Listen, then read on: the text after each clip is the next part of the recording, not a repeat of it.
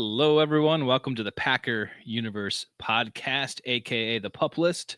We're a Green Bay Packers fan podcast that brings you topical and relevant Packers news, along with our most humble, subjective opinions.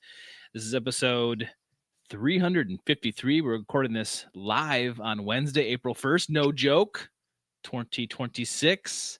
The NFL owners meeting, aka the annual meeting, happened this week, and we are here to bring you the highlights from that. I'm your host, Tay, and joining me tonight is the newest addition to the Packer Universe podcast advisory committee. He's on that this year. He's our one and only Ren. What up, Tay?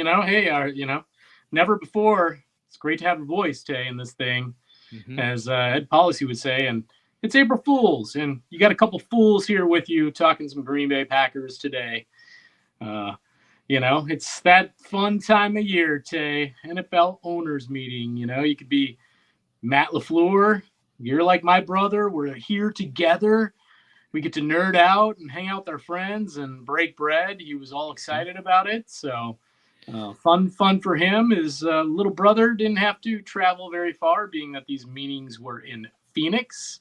Yes. So he just had to hop out of bed and roll up to the meetings for Mr. One Mike LaFleur, Tay. Anything up front that you said, wow, that kind of jumped out at me? Exciting stuff in the complete offseason that as we look towards the draft here in about 4 weeks. Newsflash, and I'm not kidding. No, this was kind of boring to me, Ren, honestly. I think the Packers media was trying to make the best of that. And they did. They pulled out stuff. I mean, you can always pull out stuff. Ed Policy was there, Brian Gutekunst, Matt LaFleur, in different spots or whatever. And I think Larry McCarron was able to do like one-on-ones with them, which did you listen to some of those one-on-ones? You can go to Packers.com and do it. Man, did Larry just have some softball questions for those guys. Nothing digging deep, just a lot of fun out there and some shorts and T-shirts today. That's why they have the media day where the media can ask their questions. And that's Larry's job. I mean, come on, Larry's the softball pitcher and he works for the company. He's a company man. He's a former player. Of course he's going to do that. The dude's never going to, cast the Packers in a terrible light. But they were like 4 minutes long. Usually they're really quick, like minute and a half or something. Yep. But they were actually significantly longer than I thought that they usually are. So I'm like, oh, all right, whatever. Good job, Larry. But it's the normal stuff. You hear from Matt, Brian, the same thing. He's asked about the free agents and who's going to be on the team and what the progress is for some of the injured players. Ed Policy, he gets to finally have his first time at the annual meeting. And I guess we can kind of start with him. Sure. He kind of brought up first that he would come to these with his father, because his father was the 49ers front office guy. And he remembers being there as a kid. And that's cool, like good for him. I'm glad Ed is where he is. And so far so good from my opinion for Ed. And, he reiterated the faith in the top three, as we call them, the top three, Russ Ball, Brian Gutekunst, and Matt LaFleur. Kind of said there was really no hesitation, no reason not to. I don't understand why everyone out there would think that there would be an issue with rehiring, re-signing these guys up for years extension. So, of course he's going to say that, right? He's not going to be like, I had my doubts, but in the end, I think I pulled the trigger. It's like, no. He's going to go in and, be the guy he's supposed to be and, promote his employees, right?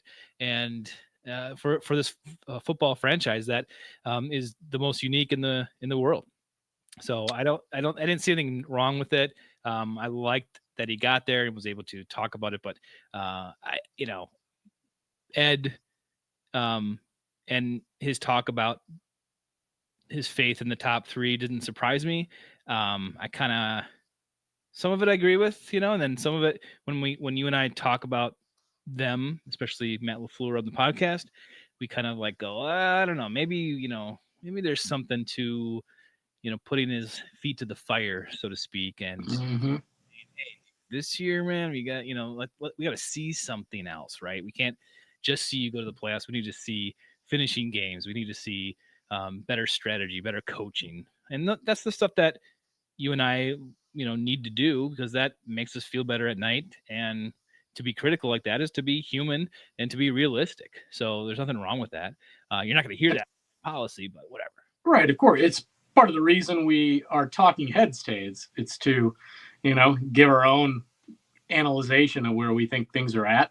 And oftentimes these guys are a little bit veiled in their answers. They're never, it's the old adage. I was talking to my wife about it. It's, again, part of the reason we do this, and to be a fly on the wall, nobody really knows some of that, deep interior conversation, that they're having behind closed doors with regards to player acquisition, especially the NFL draft. But in this case, with Ed talking to, his other people, thinking, hey, do I bring somebody back? Do I not? And, I heard some good points this week. Well, if he had confidence all along, why didn't he just get these deals done right away? Essentially kind of holding a little bit of feet to the fire to see how the season played out, but then going back and saying, he never wavered. Obviously, right people in place. Matt's won 76 games in his 7 years there. He went through the transition from Aaron Rodgers to Jordan Love. A lot of players came to him voicing their, support for Matt LaFleur. So all those things played into that. What you and I think, would agree on is, since the extensions happened, there's been some things, and I've ranted on the one specific one, i.e. the special teams coordinator and former assistant head coach. We know Mr. Rich Bisaccia, but that has kind of left some more sour taste, sour grapes. Did we make the right decision, even though we knew the hiring cycle wasn't going to give us a lot of great options?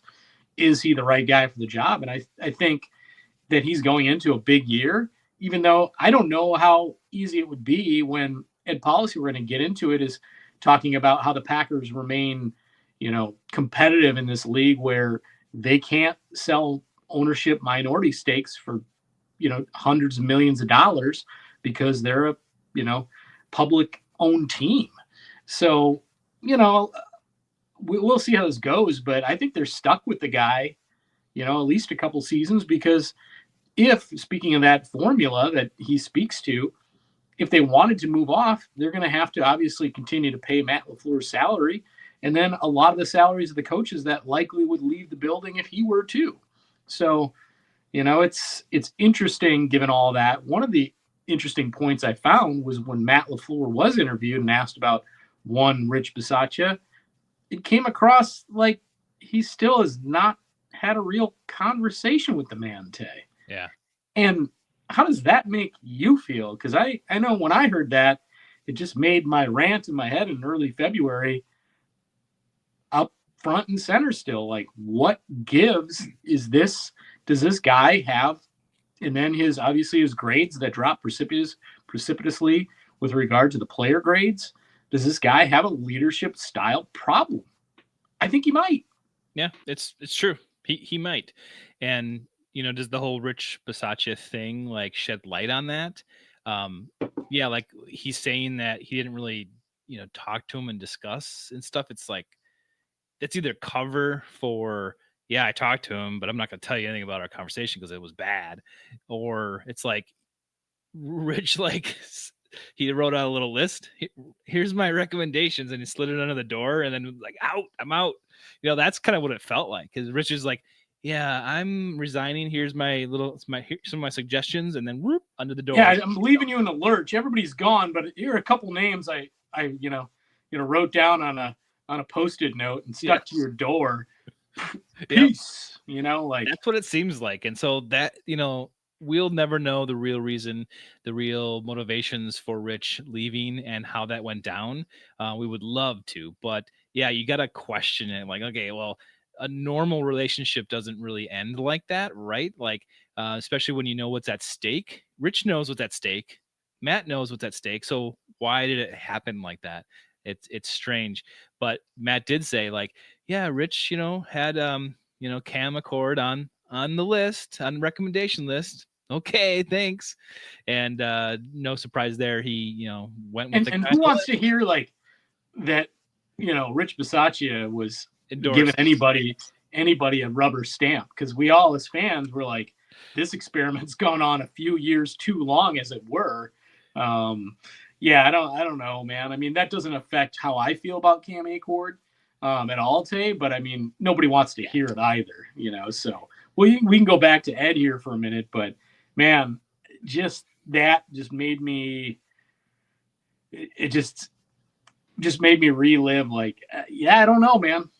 I'm going to be real interested to see what Matt LaFleur brings to the table, because we look at, how he came in and got Aaron Rodgers back on track after he seemed maybe a little uncoachable. And we know that Aaron, probably from a player standpoint, even with all the coaches in the building, was the smartest guy, or one of the smartest guys there. And somehow, they were able to marry that together. And with LaFleur, he was able to get Aaron Rodgers back to, that Hall of Fame MVP level play. So we know he can do things, and the coaching piece married with Aaron's thoughts and his.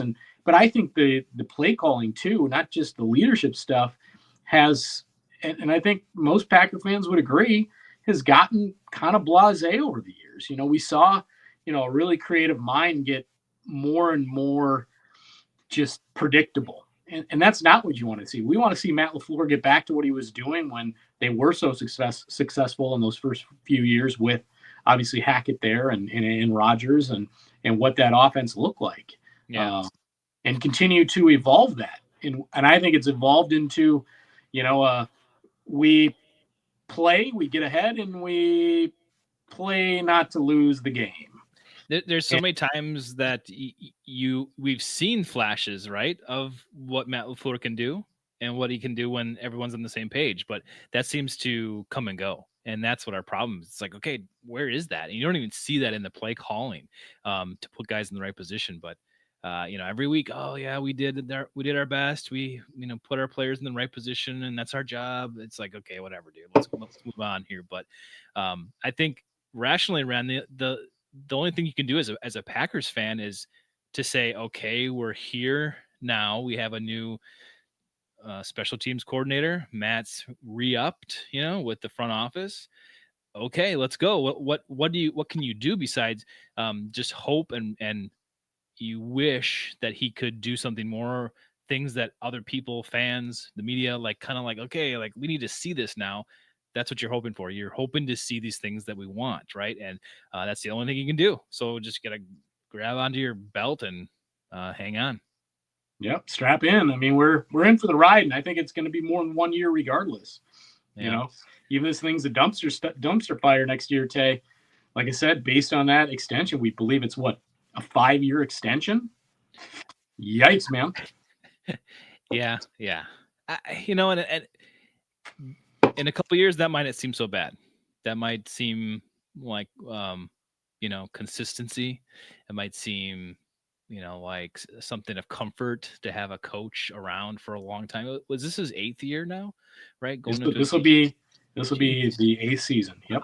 Wow, that's nuts. That's nuts.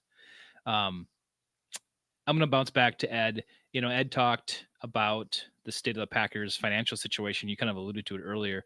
Him talking about, the Packers franchises being, just a unique place financially, being the smallest market team, the most unique market.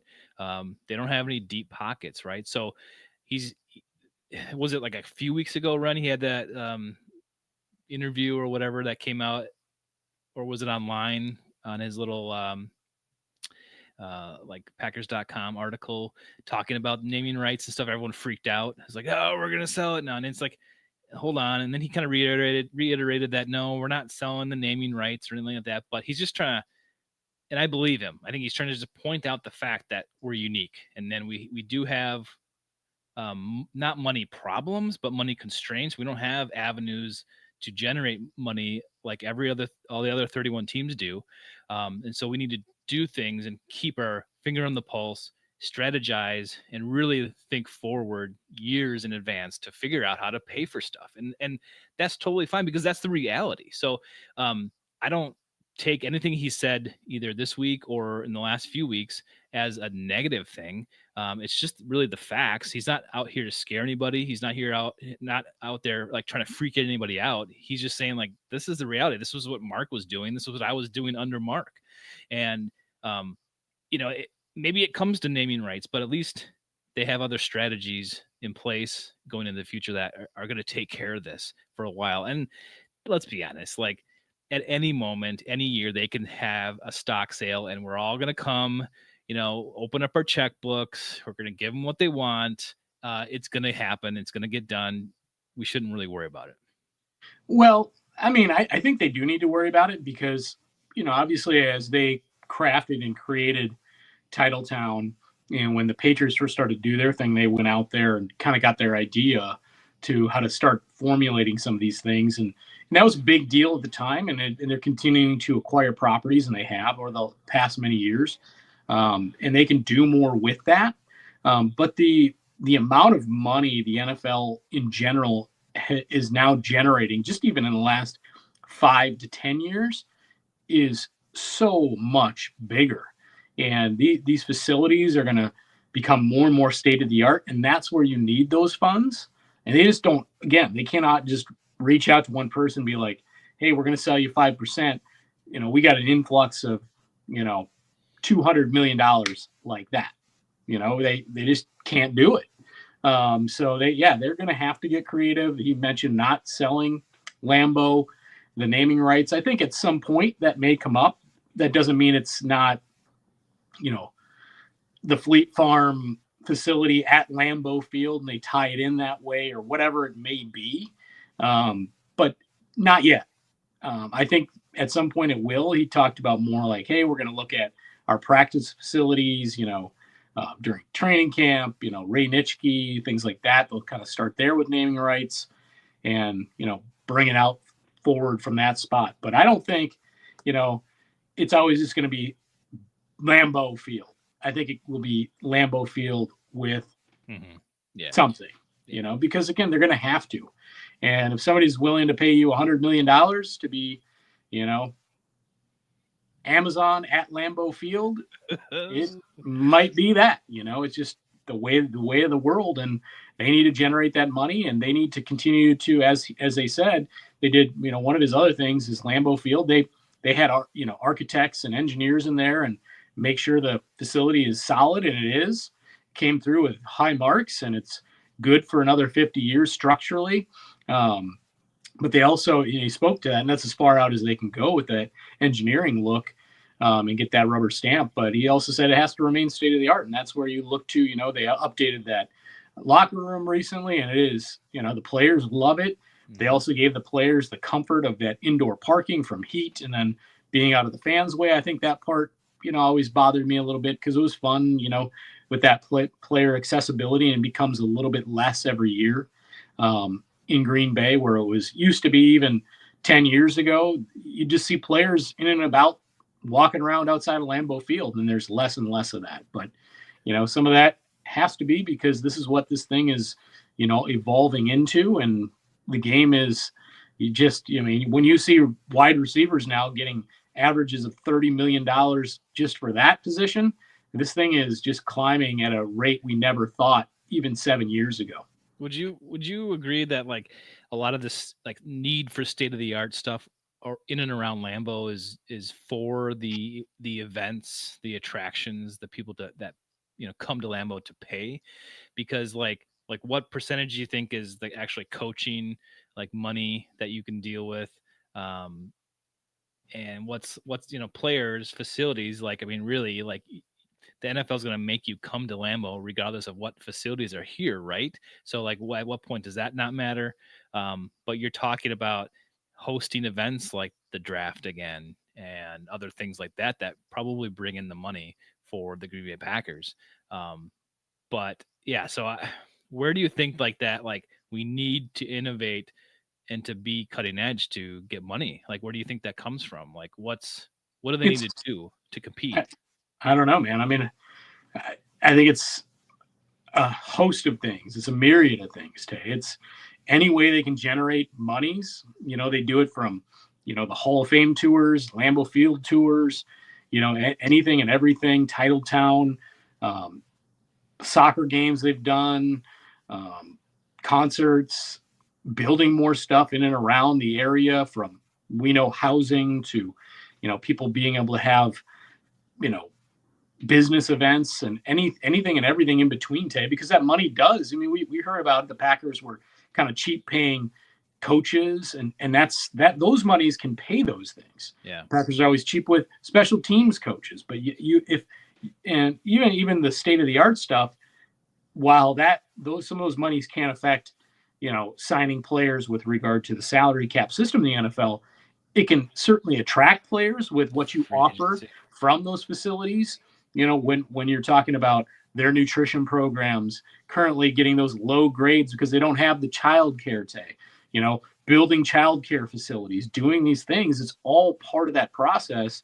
And making that be a place where players feel comfortable and they're like, yeah, look at this place. This is incredible. It's good for my family too. As some of these guys get older and have kids, and they, all those things matter in the end. And it could be between two places on, the money's pretty close, but you see, this facility is going to also do this for me.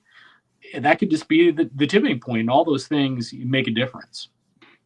It's just strange to think about. Like, this is a rhetorical question, but what if the Packers just kind of continued and plateaued, and it was just this back small town, northern American city that just never really, got all this high end stuff, and it was just kind of like a backwater, but it's still Packer fans come out, pay for the tickets, everything's kind of remains the same, but it'd just be weird, bizarre world to see that if the Packers didn't innovate or move forward with that, what would happen? I think inevitably they wouldn't exist in so many years today. And so you're saying 50 years on Lambeau. So we got the countdown starts now, 50 years, and then no, what? they're just saying that's as far out as they could, check the bones. But they need to continue to, renovate and make this thing right. And who knows what those renovations look like down the road? Do they necessarily need a brand new facility in 50 years? I don't think so.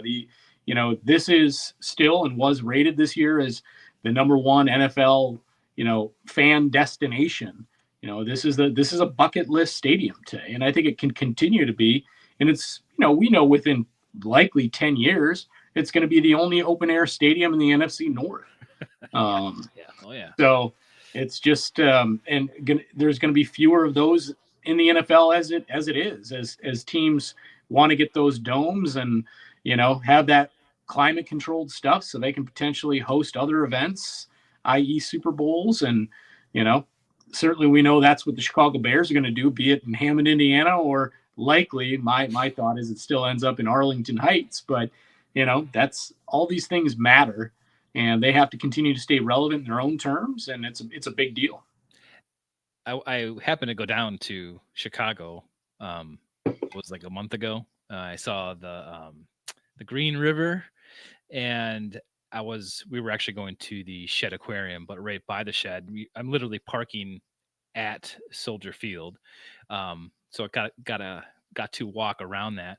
And that's a really cool area. I just we want to pick Joey Christopoulos's brain again and say what, from a Bears fan, what are the pros and cons again? I know it's getting in and out of that place. It's awful. Yep. But really, I mean, if you're the Chicago Bears, I would think you'd want to stay there. It's such a magical area. It's down. No, I love the lakefront. I've been down a number of times to the Shed and, the Field Museum right there. It's, yep. You can make a weekend of it. It's a nice day trip and there's cool stuff to see. You can walk down to the shops. I mean, there's a ton of stuff going on. But it's just not, I think the Bears look at it from that financial standpoint, and they'd like to build probably their own kind of Titletown, Patriot Park, whatever that is, thing in and around Arlington Heights, and, make it a destination and host Super Bowls because they have the hotel capacities and the big, what is it? That's America's second largest city or third. They definitely they have things to aim for that unfortunately in little old Green Bay, Wisconsin, we cannot. I know, but like if you think about them moving to Arlington Heights, it's like everything that they're going to make is new. Like unless they take things that were from Soldier Field, like those columns or whatever, and move them, to me, you lose a little bit, right? If Lambeau moved somewhere, it's like, okay. So you got to think Bears fans are thinking the same thing, like, well, it's now it's there, but you're missing a little bit of that heritage history piece, and there's something lost with that. So I guess that's the only reason why I would think that they would try to do everything they can to make it there. Because if Lambeau moved, you'd be pissed, first of all, but then you would, like the Oshkosh Packers would, it's like, it's just kind of loses it. It's No, it would still be called the Green Bay Packers, as it will still be called the Chicago Bears if it's in Indiana or if it's in Arlington Heights. It's still going to be the Chicago Bears, and we know that once upon a time, the Packers did, in the late '90s, look at spots in North Appleton to potentially build a new facility. That was a potential option on the table at the time. Instead, we got a Greyhound Park. So, you never know what can happen, but I think they know the importance now as they're building out all that infrastructure there, that it has to and needs to be on that footprint. Yeah. All right, Ron, let's get back to some of these talking heads of our own Packers here. We got Brian took to the mic too. A lot of mics thrown at him, a lot of questions. He kind of, went through this Zaire Franklin questions. He said that they tried to acquire him a couple years ago, which was interesting. So Brian finally got his guy. But what I picked up off of Brian's comments about the free agency stuff was like these were necessary acquisitions to fill the holes that were left by outgoing players. And that tells me like he needed to do something. And this was something, and you got to credit him for that. But I think he also made the right ones. I think these are, to me, these acquisitions were good. And obviously we'll see if that comes to bear, but and then you kind of supplement through the draft and we'll see. But yeah, he talked about that. And I don't know if you got a little list of what he was talking about, if you got some comments on his. Sure. I mean, obviously, yeah, the Zaire thing stood out a little bit, saying he did try to acquire him. I'm sure there's a whole host of players that they've looked at over time and had conversations about that never came to pass. We know once upon a time that the Buffalo Bills wanted AJ Hawk in exchange for Marshawn Lynch, and that didn't come to pass during the Ted Thompson time. And I think that would have been great, and that might have put him over the hump. Have beast mode here, but so that doesn't surprise me. He kind of goes on to say, hey, once we kind of knew Quay wasn't coming back, so I think they made some overtures, and obviously Quay's camp kind of set a number, and they knew. So they kind of looked at a less expensive direction, but they valued the play style of Zaire and the veteran leadership, and he goes to speak about that. Talks obviously about the acquisition of Hargrave as well, and St. Juste. St. Juste being that size guy that they don't have on the team, that kind of bigger bodied cornerback. When he has been able to play the last few years, he's played really well. So goes to speak with that with regard to Hargrave, obviously Gannon there, those kind of things. But he goes on to mention, and it clearly makes a big deal to these GMs now, how this affects or doesn't affect a comp pick formula. And he literally says it. We knew that, this is a player that fits our system. We knew that he spoke to it directly, kind of light on bodies at that position. And it didn't affect our comp pick formula. So it was a good fit for us, which kind of learned a little bit more today. And we were talking about guys that may or may not make sense. And I don't think, again, moves are going to come until post-draft because they're kind of reassess their thing. But it affects unrestricted free agents with regard to the comp pick formula till the May 1st piece. That's kind of deadline. And then it goes on to say, definitely not after June 1st. So I don't know if it can in May or not, but the way I read it, if you're signing unrestricted free agents after the draft, it's not going to affect the comp pick formula anymore.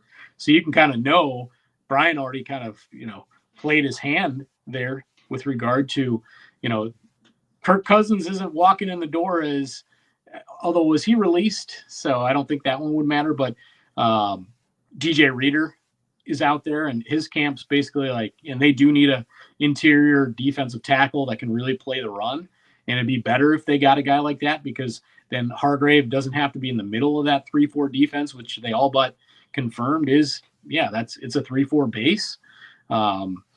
But you won't see a Reader until after the draft if that's somebody they get involved in talks with, because Brian's saying I'm not letting that happen until that time. That's crazy. I last week when you were talking about this, right? Like this formula and and weighing the pros and cons of that. I was going to ask you, like, do you think that matters? Do you think that like you would shy away from signing someone?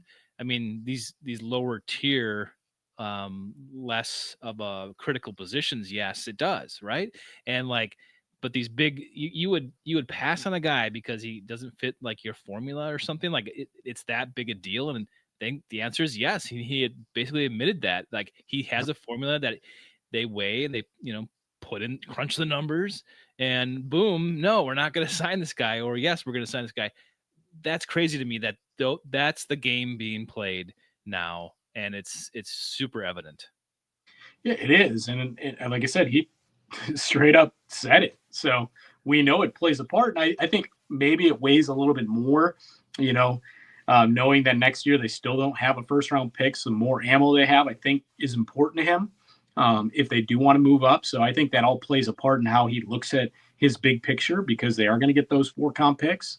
And clearly that is important to him. So I think it was like Wes Hodkowitz is asking him about Sky Moore, and he's like talking about him, and he says, hey, it's kind of nice or refreshing that, it seems like you guys are, emphasizing special teams a little bit more. And Brian immediately says, no, Wes, I'm going to push back on that a little bit. I'm making moves every year that are important to special teams with regard to the draft and other things we're doing. And he kind of, he definitely took umbrage with that, which I found funny. But he does go on to say, like, hey, this guy's great. This is one of the better guys in the league. He can do both. That certainly, is something we feel that can better our special teams. And we're always looking to do that. So, that's that I found funny as Brian got a little salty with Wes or one of the other Packer.com guys. It's fun to, or at least it's nice to see Brian say that he thinks there's some gas left in the tank for him. So, I mean, that's a positive. Yeah, big time. Love to extend Christian Watson. Wants him around, quote unquote. True pro. Loved, talked about how he, worked back from his injury the year prior, and getting into shape this year. So, clearly that's his writing on the wall right there too. That's an priority extension candidate. Talked about Tucker Kraft too, how important he is to the football team. Obviously Micah and his leadership with, guys asked about, hey, you seen Micah's working out with guys like Edrin Cooper and Oliver in the off season. He's like, hey, you never quite know when you bring somebody in the building how they're going to, work into your program. But he's like, he couldn't say enough great things about his leadership, and just loves it. Asked a little bit about the injury. He said, hey, he's, obviously he's walking around now, but they want to be protective of that asset, as they called them. We've invested in a lot of that asset. So, we're way early in this thing. So we'll see where that goes. And you gotta, you do want to be protective of that asset, whether or not Mike is like, I can go week 1. Now, they're going to make sure that it's a go from every direction until they release that. So I love that Jeff Halfley's comment about, he's like, yeah, the schedule's not out, but the Packers are on it, and I hope it's week 1. And they're like, why? Well, because, their best defensive player might not be on the field then. So that's why I want to play him. So that's awesome. I love it. I mean, I'll play the Dolphins anytime, Tay. But I'd rather see the especially given, like, do they have any wide receivers on that football team anymore, Tay? I don't know. A few draft picks now. You take a $99 million dead cap. I mean, yeah, it's going to be a you know, a few growing. steps. They're going to go through some growing pains getting this thing with Sully and Half kind of underway. So they're going to not just have a year or two to figure this out. They're gonna probably get a little runway to get this thing kind of underway in Miami. But I'd rather see the Dolphins come in November, December, because they can't play when it's below 40. They're going to lose to anybody. Last couple anecdotes with Goot. Talked obviously about the offensive line. It's an important piece, and guys moving on and how that shaped up this year with the line, and a lot of accolades to Sean Ryan being versatile in the interior, but really saw him come along week to week, get better and better, come at it as a professional, as Goody likes to talk about, likes that word. He's ready for more, getting that consistency with Jordan Love in the offseason, continue to build that rapport, obviously, with their, now dedicated center with Ryan, and then excited for Jordan Morgan's opportunity at left tackle. And listen, I am too, so that will be an interesting one to keep an eye on. Unless you got anything more about Goot, we'll talk about our boy Maddie here in a second. I know we missed Ed Policy supporting the 18-game season, Tay, which is, obviously he's an owner. That means more money. We're just talking about these revenue dollars, Tay. So more money. He supports that thing. He'd like to see them play in Ireland or UK or Germany. That is where they do have, their markets that they're built into. In those places. So obviously we're going to see that over the next few years, them playing one or more of those cities overseas. And then you mentioned kind of up front, doing a little open on the committees. First time we've had a coach and GM on the committees, never before. Good to have a voice from the Green Bay Packers in those rooms. Policy is also on the audit committee. Matt is on the head coaching subcommittee, and Brian's on the advisory committee for the GM. So cool to have your team finally, out there, advocating, for ourselves too, as a football team. So you gotta like the advocacy of that stuff. I love that. One of the first things Ed said was like, the tush push is not on the table this year. And he kind of was like, I'm paraphrasing. He's like, thank God it's not on there. I'm so glad it's not. So like, that was like still a peculiar situation that it seems like the Packers were thrown under the bus or something, or, was like the consummate like dummy to go up, present this, see what happens. Packers, like Mark Murphy, you're on your way out. Why don't you do it? Kind of like drew the short straw. And so now Ed's like, yeah, I'm glad that's not on the table. Let's move on. So it's like, yeah, don't blame it on us this year. Yeah, it's next not time me. It comes up, it'll be somebody else. Yep. So I thought we know Mark threw a bone for the commish last year, and he's like, sure. You gave me the draft. Let's go. I'll do it. That's probably what it was. Yeah. Yep. Matt LaFleur, the head coach who can't give deadlines to assistant head coach, special teams coaches, Tay. He's ecstatic for year number 8. We are a one of one organization, Tay, and yes, the Green Bay Packers are.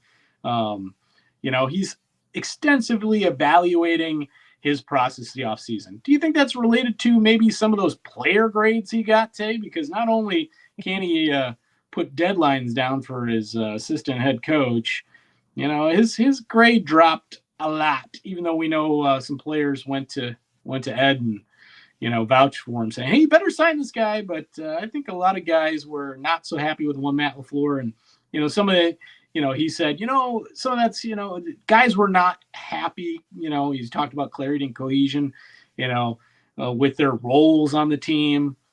You're always going to get some of that. So he's kind of, talking it down a little bit. Maybe that's what it is. He didn't say maybe, but, he's trying to say it's probably more of that kind of thing. But again, to be a fly in the wall, to really know what some of these guys are feeling about Matt LaFleur. We know Quay Walker was, walking out of the building, saying this is a problem, final game of the year. This has been a problem before I got here with regard to finishing teams, the killer instinct, so to speak, that softness we've talked about. But, Matt, again, we're going to take him at his word because we know, he's going to be there for a few years, that he hopefully is really doing a full reevaluation of this thing. And he's like, it feels like it's year one all over again. I certainly hope it does, man. I hope he takes that stuff seriously, because clearly, yeah, Matt, a lot of us have question marks. Yeah, that's what we hope he means and is actually going to do it, because, he likes to talk, and then he likes to talk good and well and about things that we are all self-aware of, but we just never really see the results that we all desire. So I love that he's saying it, but let's see. Let's let him have let's see if he puts his money where his mouth is. But why even bring up the unhappy in their roles thing? Like, did he just like Mark Murphy? Like, well, why did he even like? You're setting yourself up here. Why don't you just make up something else? But that to me is like, reiterating or kind of confirming what some of these players were talking about or have talked about. So why would you even like admit it? I mean, you're 90% of the time your coach speaking anyway. Why don't you just take a little further and like cover it up or something? Why bother? But you gotta. I think he could say it. He could defer to essentially coach speak with that, Tay, in the sense that maybe they're unhappy because they've got too many wide receivers. There's only one football to go around. Yeah, right. Maybe it's some of that. It's just like, hey, we got a lot of good players, and you got to go out there and be the guy who earns it. He can deflect on that one. So I think it's a kind of a vague statement that you can play that a number of ways. Yeah, and I get your point with it, but it's kind of like, am I saying too much? I don't know that he is there. I think it's like the easy answer, But when there is disgruntled players, either here currently or out or have left the building, like, and they're saying stuff, it's like there's a reason for that. Or there's a reason for that player just to move on and get out of here. You're ruining everything. You're a bad apple. So it's like, which one is it here? Is it really a problem, or is it the players that are the problem? You just hope that it's the latter, and Matt's got a hold of things. But like we've said for a long time, like we're unsure. We're unsure about that. So hopefully he keeps to his word, and he kind of starts over from scratch, like begin anew. So let's cross our fingers. Yeah, he wants to get that team closer. He was talking about that. More player buy-in from the coaches. So maybe they're doing in that whole evaluation process. How do we, get this buy-in? And hopefully, again, they're talking about a lot of this week. Tyler Dunn, I know in the past he's rubbed you the wrong way when you were an Aaron Rodgers honk and he was going out the door, and I was okay with it. Yep. But Javon Bullard was kind of his main guy, and Bullard talking about how he hates the Bears and hates everything about them. And you need more guys like that, Tay, and you need a little bit of that. Hopefully they're kind of looking at everything and not just being like, it's the Bears, we do it our way, they can do it theirs. Like, enough of that crap. Go kick their ass and take names, literally. What's up with the Bears? I mean, I know you're not watching lately like I am, but especially on X, it's like these Bears fans are coming out of the woodwork and just like saying, we dominate, we've got you. And it's like, for real? It's a war zone out there, and these Bears fans are looking like total ass. I don't know. They're great for our show, too. I love it. They come talk all the smack they want and upper numbers. That's great. Hey, the rivalry is reborn a little bit, and that's really owed to, Ben Johnson. It's all owed to that side. They've kind of lit a fire under this thing, and certainly when the thing we get to remember most is the last game of the season, up 21-3 at half, and you lose that thing. It's almost as bad as it's almost as bad as when the Falcons led the Patriots. What was that, 28-7 or 28-3 at the half in that Super Bowl, and they let that one go down their leg. Right. I got Matt here. He chimed in. He's the one that was like getting shots fired at him. Like terrible Bears fans are just ripping them. And I love Matt's stuff out there too. But Matt, I would think Matt would agree too. Sometimes they're good for the clicks. I mean, they're driving your numbers up. But yeah, I mean, they like to talk. They're at Cubs games this week saying F Green Bay. Yeah. They're feeling themselves.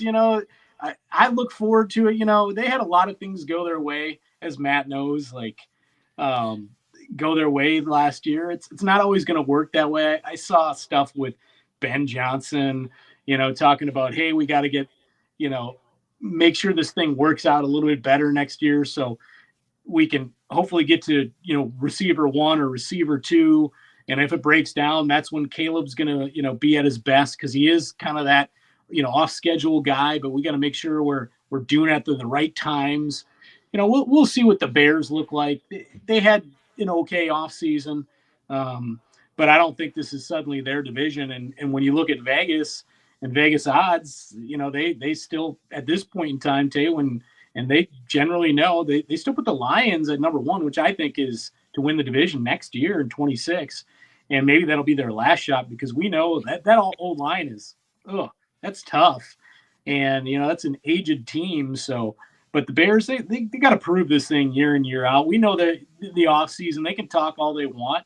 And yeah, they got the last two wins, and really we gave them both to them. And that's, Bullard went on to say those things. And the Packers did say, we know the Packers lost those games.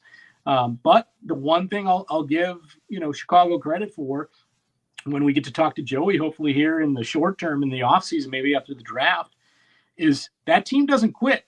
They a lot of teams in those situations down 21-3 at half, they'd give up. That team didn't. You got to give that part to them. But, the Bears fans can talk all they want, but it's good to have this thing relit as a rivalry. I enjoy it today. Yeah, no, I totally agree.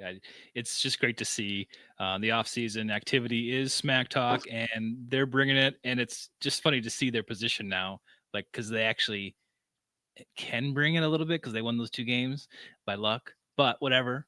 By Matt LaFleur's softness, maybe, but yeah. Yep. All right, Ron, you got anything else to say about yeah, what else did Matty have to say? Obviously talked about Gannon. We still haven't seen him. I don't know when he's going to pop his head into a presser ever, if we're just waiting until, the offseason program here. And, I don't know when that gets underway in the next few weeks, but, at least, rookie mini camp will finally probably get some Gannon. But guy knows football, loves having, has passion. High level coach, loves having that additional head coaching experience in the room. How can you not? I mean, it's another mind to pick at different times. Again, I told you why I like the hire, because I think, he's probably not going back into the head coaching pool anytime soon. We don't have to worry about, the Hafley, going out the door anytime anymore. And then obviously Cam Akord coming highly recommended today. We know LaFleur first, during that conversation talks more about, coming from New England and being coached by arguably one of the best, if not the best ever in the league, that being Bill Belichick, master of special teams and that kind of stuff, defense. And so, yeah, let's not talk about it as a Rich posted note on the door as he, jettisons out of town, but more of, hey, this is a guy who did, have the number one special teams at one point with Bill Belichick in that place. So I've said it before. I don't know that special teams has anywhere to go but up, and we get the addition of Sky Moore. I think that certainly helps. And, I look forward to, maybe Brian would say, no, they prioritize it every year, but maybe a new prioritization of the special teams. No longer we fence. Let's, throw that one in the garbage and get this thing underway. And hey, maybe you have a top 15. How about that? Say top 15 special teams unit in 2026. Yeah.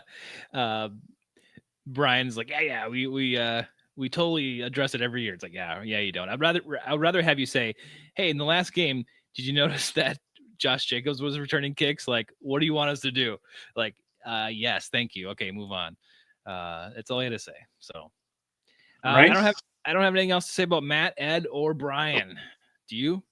No, but it gave us an influx of things to talk about this week. So I guess I'm grateful to, if there's anything in early April, in the earliest of April, on the first here today, that we are fools, because we're still talking about the Packers, and we're thankful for coaches committee / owners meetings down in Phoenix. Let me pop this up. This was, weeks ago, the important dates, and the annual league meeting was over with now. So the next thing is the draft, April 23rd through the 25th. And maybe, Ren, maybe we get those press conferences that we're talking about. Maybe next week. I think that's when it happened last year, if I want to venture a guess. But, I think that happens before the draft for sure. For sure. So that'll give us something to talk about rather than bitch about Bears fans. Yeah, again, I welcome all the Bear talk, the Lions talk, the Skull talk out there, all that fun stuff. Hey, again, rivalries are what makes this whole thing tick, man. So you got to be all about it. I want to thank everyone for showing up in the live stream tonight. We do this every Wednesday night. You can watch on YouTube, Twitch, and X. We got the podcast version out there, and then go follow us on socials. We appreciate everyone that has done that. All right, Ren, thanks for joining us. Everybody keep smashing that YouTube thing. That really helps out. We want to get there someday, get those YouTube dollars. But yeah, until episode 354, Tay, on the pup list.